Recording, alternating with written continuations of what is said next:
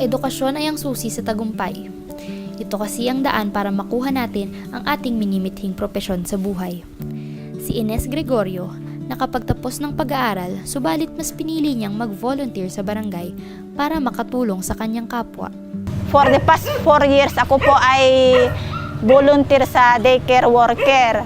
Ang sweldo ko po noon ay 10 pesos per child per month. Yun po ang trabaho ko. Nagbo-volunteer siya sa daycare center. Tapos, basta gusto siya ng mga bata kasi mabait siya eh. Malapit yung mga bata sa kanya. Sa Ate Ines, mabait siya, mapagkakatiwalaan, saka maasa mo sa lahat ng bagay. Pagka may kailangan ka, tutulungan ka niya lalo na sa pag-aalaga ng mga bata. Hilig ni Aling Ines ang mag-alaga ng mga bata, pati na rin ng matanda. Dagdag pa dito ang kanyang asawa na kailan lamang ay dumaan sa malubhang sakit.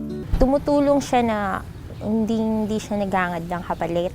Tapos anytime basta kaya niya, nandyan siya. Kusa siyang gagalaw. Hindi siya yung kailangan humingi ka pa ng tulong sa'yo. Hindi pag nakikita ka niya, tutulong siya basta. Tapos yun nga, mapagmahal siya sa mga bata. Sobrang mahalaga sa kanya yung pag-aalaga ng bata. Makikita mo naman yung mga bata, sobrang malapit sa kanya. Talagang kumbaga, yung puso niya nasa bata talaga. Talagang inaalagaan niya ng gusto. Kahit iwanan mo sa kanya yung bata, talagang mapagkakatiwalaan mo. Ang pangarap ko lang po ay mapagtapos ko yung mga anak ko na ng college. Agad na nagtungo ang Talk and Text para ipaalam kay Aling Ines na siya ay nominado para sa Talk and Text Bida ng Bayan.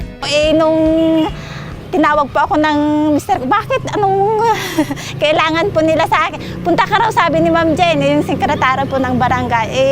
Bakit ba? May kasalanan ba ako naman po? Akala ko sa pagbo-volunteer ko na naman po ang pagtawag nila sa akin. Pero nung sinabi ni Sir, yun po i-interviewin daw po ako para sa bida ng bayan. Pagpatuloy mo lang ang maganda mong kalooban sa iyong barangay, sa pagiging volunteer sa ating barangay Bantog, at sa pagiging mabuti sa mga bata. Sana wag kang magbabago at maging mababang loob ka lang palagi sa mga taong nakapaligid sa'yo. Auntie, pagpatuloy niyo po yung pagiging mabait niyo, tapos yung mapagmahal niyo sa mga bata. Alam niyo po na kayo lang yung inaasahan namin din, pinagkakatiwalaan. Maraming salamat po. Maraming salamat po sa Talk and Text kasi napili po ninyo akong isa sa mga bida ng bayan ninyo at ipagpatuloy po ninyo ang gawain ninyo para sa ikauunlad ng inyong kumpanya at ang ating bayan. Salamat po. Dahil sa iyong katatagan at pagmamalasakit sa iyong kapwa, Ines, para sa akin, ikaw yung bida ng bayan. Para sa atin, ikaw ang ating bida ng bayan.